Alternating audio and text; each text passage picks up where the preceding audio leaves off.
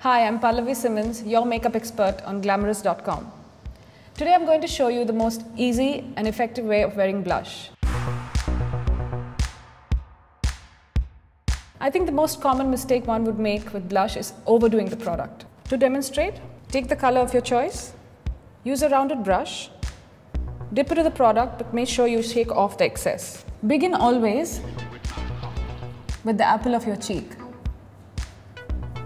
and blend upwards towards your hairline. Just like in cooking, start with less, you can always add more.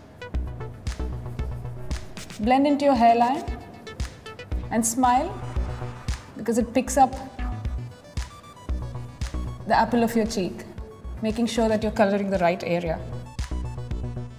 Use your brush in a circular motion.